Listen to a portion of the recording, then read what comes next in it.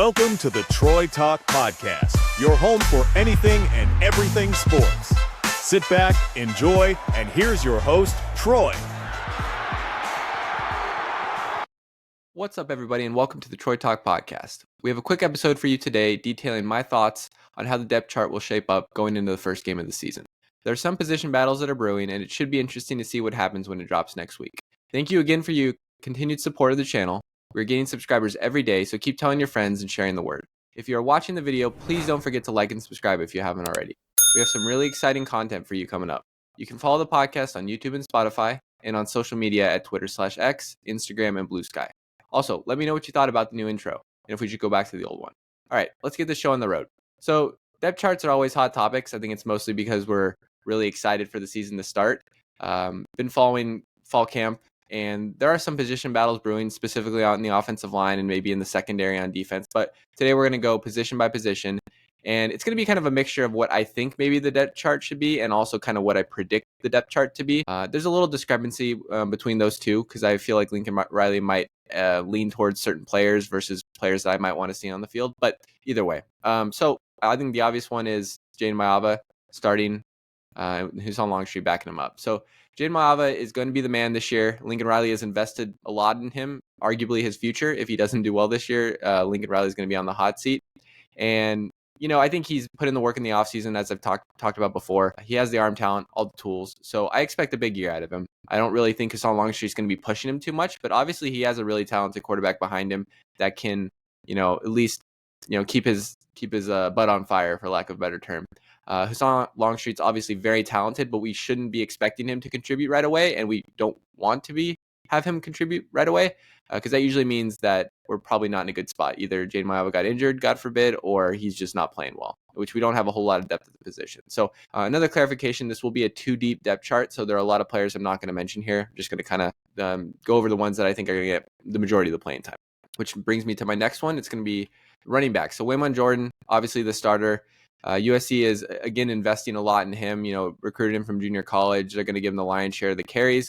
Remains to be seen whether he can hold up physically to be kind of the bell cow that maybe Woody Marks was last year. And I'm not going to try to use or very often in these depth charts because I think that's a little bit of a cop-out, but I think if there's any position that there's going to be an or at, it's going to be the backup running back position with Eli Sanders and Brian Jackson, because they're very different running backs, right? Eli Sanders, home run hitter, kind of change of pace back, and Brian Jackson's maybe a little bit of better pass blocker, and then also your red zone back. So I think it's actually a really good compliment to Waymon Jordan, and their skill sets just are going to allow USC to run the ball in different ways, you know, maybe take the top offs of defenses in the run game, which is something we really haven't seen much the last couple of years. So we're receivers. So Mekhi Lemon is going to be my first starter. And the way this is going to work is there's 3 starting receivers and then 3 backups, but these receivers are very interchangeable. As you could see, Mekhi Lemon operating mostly in the slot, this is kind of why I put Jay Fair behind him, because Jay Fair is the backup slot receiver. But Mekhi Lemon's good enough to play on the outside as well. So these are kind of interchangeable, so just keep that in mind. Obviously, Mekhi Lemon's the alpha, one of the best receivers in the nation, might be first-round draft pick next year. So he's got that locked down. I saw some good things from Jay Fair last year. Maybe some drops, which, you know, didn't love. Coming from Auburn, so he's obviously a skilled guy.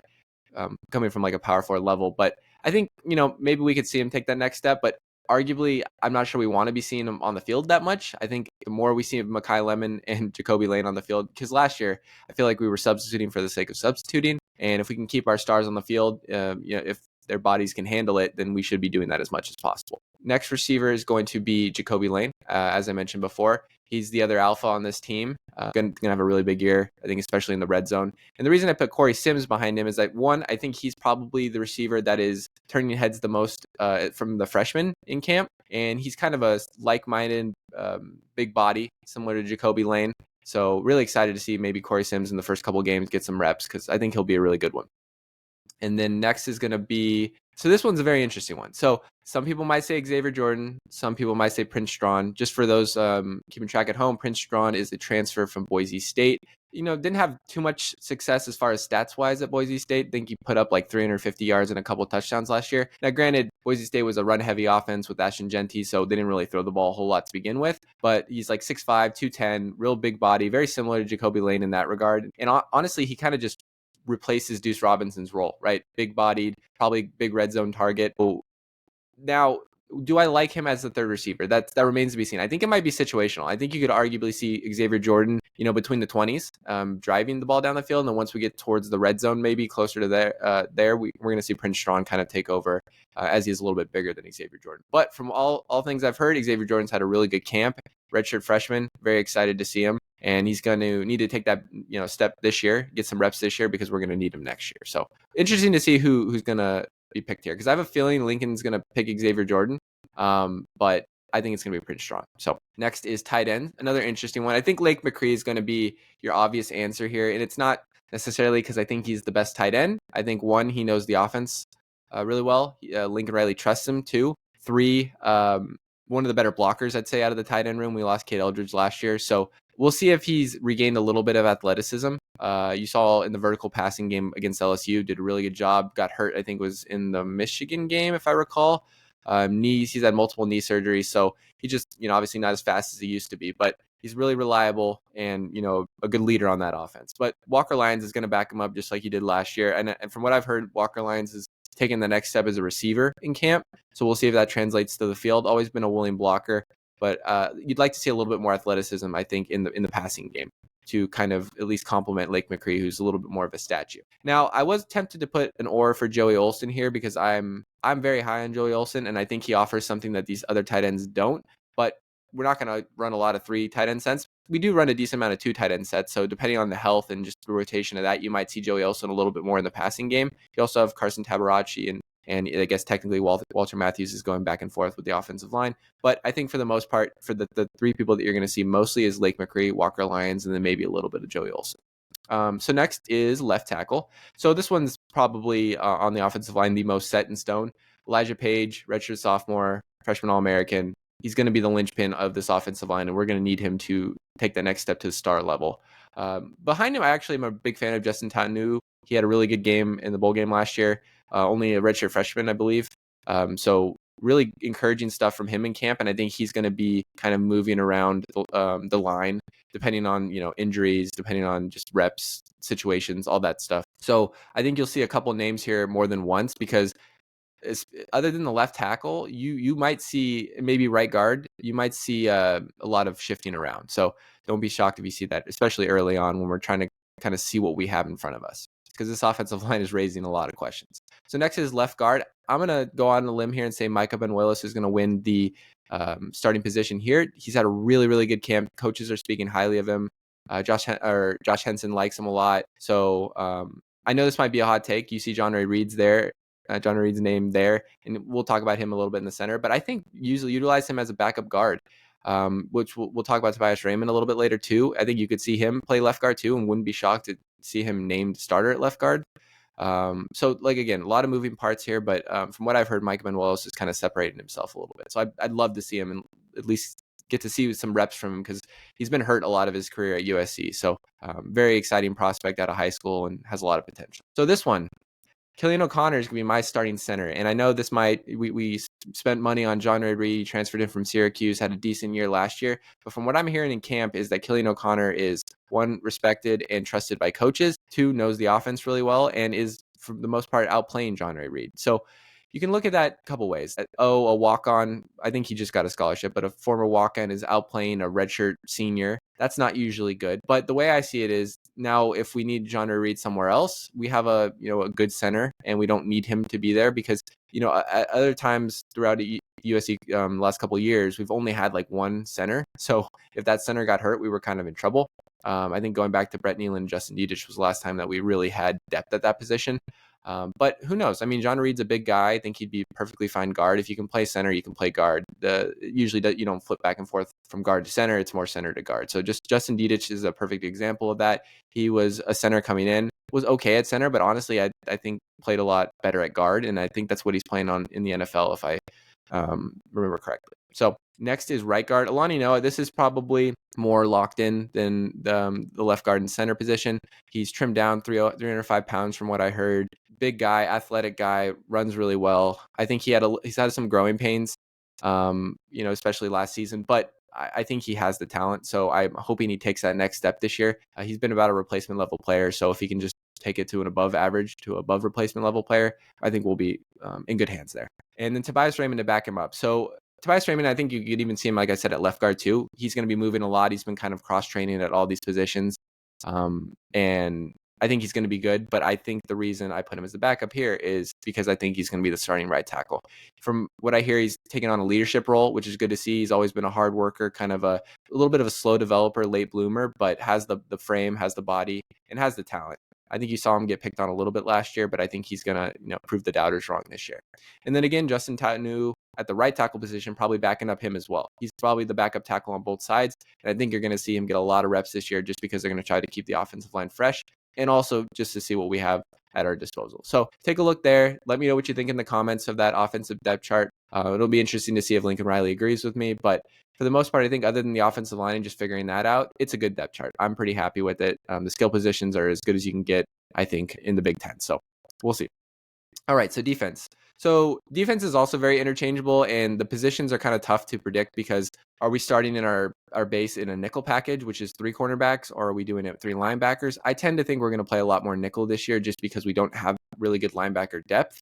Now, granted, we just lost Prophet Brown, so the nickelback depth is a little bit limited as well, but we'll go into that in a little bit. So the defensive line, a lot of them can be interchangeable. You see the backup on one defensive side of the ball could be on the other part of the line as a backup there too. So just kind of look at it as 2 deep and know that there's going to be heavy rotation between all these people. So to start, Braylon Shelby is going to be my starter at edge, and I put Cameron Fountain as his backup. Now, I think Cameron Fountain arguably could start at defensive line, but I think both of them I consider edge players, and it's going to just be like a heavy rotation of the 2 to keep them fresh. So they're both going to be playing similar snaps, but I think Braylon Shelby, if you're going to put it on the depth chart and maybe the first snap of the game, I think he's going to be playing that snap. So that's why I put it. I think both of these guys are really good and are going to be playing a lot this year and hopefully getting a lot of sacks. Defensive line. So this one might be an interesting one.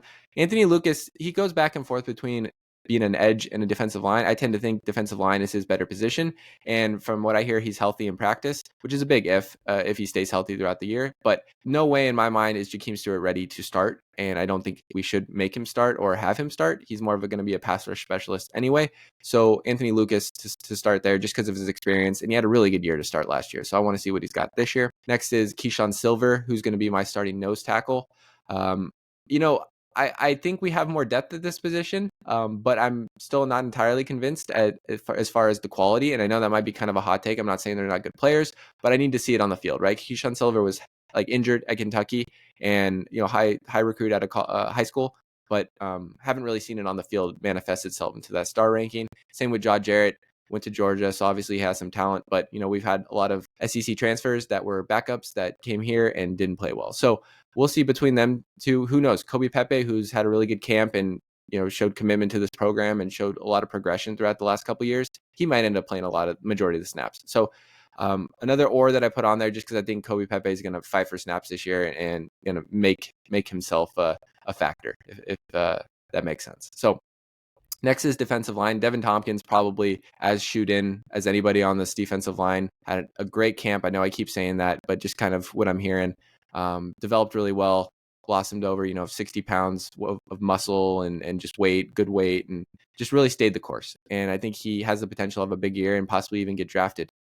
So that's a far cry from what we were thinking 2-3 years ago. We were like, is he going to take that next step? And he officially has. So I think he's going to be locked on starter. And then behind him, Jide Abasiri had a great year last year, is going to have another good year this year. And I honestly think you might see him rotate ahead of Jakeem Stewart, like behind an Anthony Lucas, just because I think he's that good. And, 6'5", 280, 290 of just pure muscle. He needs to be on the field because he needs to develop, and he has one of the higher ceilings, I think, on these interior defensive lines. So we need to get him snaps, keep him fresh. He can rush the quarterback, and he's pretty good in rush defense as well. All right, so the will position. So Eric Gentry, I put here. So technically there's a Sam position on this linebacker, but if we're playing 2 linebackers, I think Eric Gentry will just be kind of naturally forced to play will, which is basically just next to the Mike linebacker and more in coverage usually than the Mike linebacker. And then Jaden Walker, I think, will back him up. Very excited to see him, hard-hitting guy. I'm going to learn a lot from Eric Gentry this year, taking a big step from last year with his redshirt season and turned a lot of heads, at least in spring camp. I haven't heard too much about him in fall camp, but had a really good spring. So I think he's gonna see the field too, especially in the early games. And then obviously Mike's gonna be Desmond Stevens, one of my favorite players on this defense. You saw a little bit of him last year, and maybe not as much as we would have liked, behind Mason Cobb and Easton Mascarenas Arnold. But this year, whether we like it or not, he is going to be the Mike, and I think we will like it because he's very talented and 6'3", 220, can do everything. So just whether he can maybe grasp the defense is your biggest question as a Mike linebacker. You got to put everybody in position and be the leader on that defense. So we'll see if he can, kind of adjust to that. And then Tamir Robinson, transfer from Penn State, I think is just the de facto backup Mike linebacker. He has some experience there. And overall, a solid player. Didn't have a whole lot of production at Penn State, but did, I think, have a good freshman season before getting hurt. So we'll see if he's kind of back to full strength there. And then next at nickelback. So this might be another polarizing one. I would have told you something different a couple weeks ago when I predicted Prophet Brown as one of my breakout players, but I think the nickelback position is going to be more DJ Harvey. And the reason I say that is I think DJ Harvey is our best defensive back. And usually you want your best defensive back, if it's not like a tall boundary shutdown corner, to be in your nickelback position because he kind of can play a bunch of different roles, play in the run game, kind of the captain of the secondary, if you will. So very important position, and I think he's our best one, and Lincoln probably trusts him the most, just being a veteran himself, senior coming over from San Jose State. So I think he's going to go there. You might see him in the cornerback, and then Kamari Ramsey could play nickelback. You could see Marcellus Williams play nickelback. There's a couple options there, but we're not super deep there. I think D. Reddick is kind of the guy I put here just because I didn't really know who else to put here. I think coaches really like him. They liked him coming out of high school. But obviously thrusting him to heavy snaps this early on in his career would be, not advisable. So really only more of a necessity. You might see like a Marcellus Williams kind of rotate into this position instead of D. Reddick. So as far as the other cornerback, Chasen Johnson, I think he's probably going to be the field side corner, one of the more athletic corners that we have coming in from UCF. His coach is the defensive backs coach, Trevon Reed. So I think he's pretty much locked in there, especially with the injury to Prophet Brown. And then Braylon Conley's actually had a really good camp from what I'm hearing. Really kind of been quiet. Last year you didn't hear much about him, just kind of redshirted, got a little bit bigger, got a little stronger, just learned the playbook. And I think this year you're going to see actually meaningful snaps. Maybe like last year you saw John Humphrey rotate. You'll see maybe Braylon Conley do the same this year. And then for strong safety, Bishop Fitzgerald, transfer from NC State, all ACC player there. I think he's locked into the strong safety position. Really good in the run game. I think you'll see him at the line of scrimmage. We have some really good tacklers at the safety position. So very excited about that. Kennedy Urlacher, I think, might be a little bit of a clone of Bishop Fitzgerald. A little bit limited, I think, in coverage and maybe more of kind of a heat-seeking missile. So we'll see if he can kind of adjust his game and develop there. But I think maybe in blitz packages, you could see him. And maybe if we see Kamari play a little bit of nickel, we could see like a 3 safety look with Kennedy Urlacher. I don't think he's not good enough. I don't think he has the profile to play nickelback, at least right now. He needs to be a little bit quicker and a little bit more understanding of the defense. But really good player overall. Excited to get him from Notre Dame. So free safety, obviously Kamari Ramsey, captain of the defense, I think. Really good player. Excited that we got to keep him because I honestly thought he was going to go in the draft last year. And then Christian Pierce backing him up. I'm a big fan of Christian Pierce. I think he's more of a strong safety than a field general free safety, but we don't really have another free safety on this roster that's ready for big game time, I don't think. I know Marquise Gallegos has kind of looked in that role. Steve Miller might be looked in that role. He's a true freshman. James Johnson, I know, might be looked in that role as well. So maybe one of those guys. I think for right now, Kamari's going to be playing a lion's share of the snaps, and maybe Christian Pierce, God forbid Kamari Ramsey gets hurt. You might see a little bit of him as well.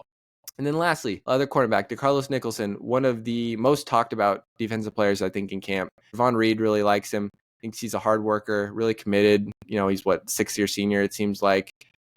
Just a very mature individual, good person to have in that cornerback room. Now, is he a little bit limited as far as speed-wise? I think maybe he's a big corner, which is going to be good against, tight ends or red zone or big receivers.